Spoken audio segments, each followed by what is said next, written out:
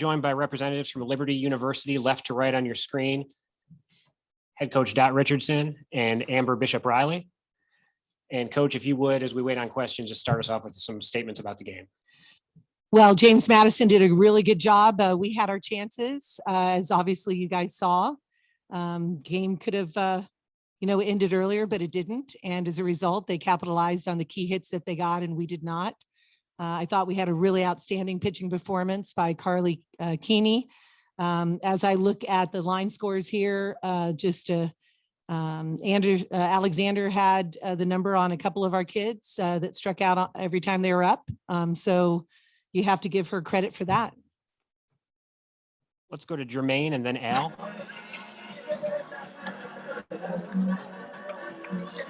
Good afternoon, Coach and Amber. I got to ask you, this is a 10-inning game, which is, playing a game and a half. So what do you do after such a long game like this? And I know you guys got to bounce back tomorrow, but what do y'all have to do after playing such a long game to get back into it? Well, first of all, it's a championship mindset, which means you have to be ready. You have to be able to flush this and be ready to go. If you're talking about routine wise, the kids need to get back to the hotel and shower and just start staying hydrated. I just asked Big A, Amber here about, was it really hot out there? And she had said, yes, it is. And so we have to be strategic about that. For us to be able to come back, we have to be able to withstand, the heat, both figuratively, weather-wise, but also in performance-wise with the tough competition we have. Go ahead, Al. Coach, after 3 innings, Kirby was pretty solid. She had no hitter going, and all of a sudden the fourth, was it just a matter of them getting used to her one time around in the order?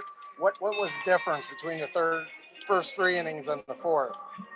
Well, if you look at the game closely, there's an outside pitch, which was hit just barely fair for a triple. And then Kirby only gave up 1 other hit. So they only had 2 hits on the board for a long time. The thing that really cost was the wild pitch on the changeup that got away from Huddy, but I think it was in the other batter's box. So that, allowed the first run.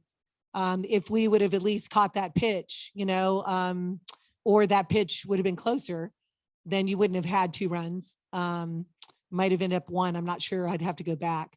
But again, JMU got the key hits. They had that triple and they ended up scoring her. And I thought Kirby did a good job.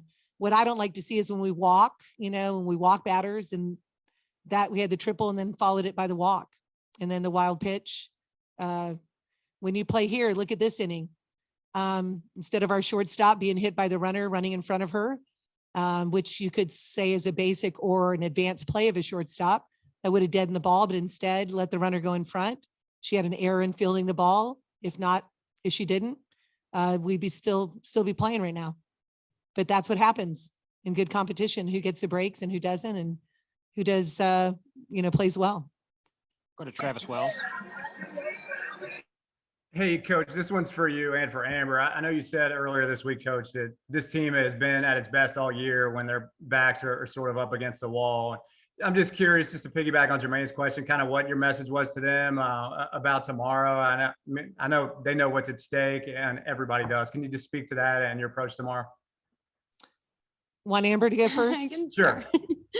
I just think that we need to take tonight and really mentally prepare for sure. I think we need to be confident going into tomorrow and using this game to definitely fuel ourselves.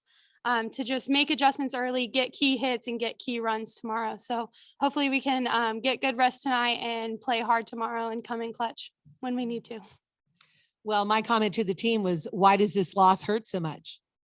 And it's pretty obvious. We had our opportunities. And when you don't seize your opportunities, you walk away saying would have, should have, or could have, right? So that's the hard thing about this loss. You guys know it, what, second, third, fifth. I mean, I can go on and on. We had opportunities to win. We had 2-2 tie ball game, and we had a runner on third base with only 1 out, right? We had our hitters up. So, it's, I was really pleased, I think, offensively for a number of us, with the exception of 3, really started hitting the ball really well. And the difference was with 2 outs, they got their hits. And for us, we didn't. So that's what's hard about a loss, when you have it right there at your grasp and we didn't seize it. But I still believed. Bottom of the 10th inning, I'm telling you, and you guys did too. When Big A gets up, she hit the home run, dead center field fence, and we're in the heart of our lineup. I still believed, even though, you look at Sweat and Chanel, and they had struck out 3 of 3 times already, but I still believed. The way that Sweat was hitting the ball yesterday, I thought she'd put one out. Griff was hitting the ball well. So I knew it ended up being a long ball for us to try and, get there. But, Amber's home run could have ended the game, if we had done good defensive plays that last inning.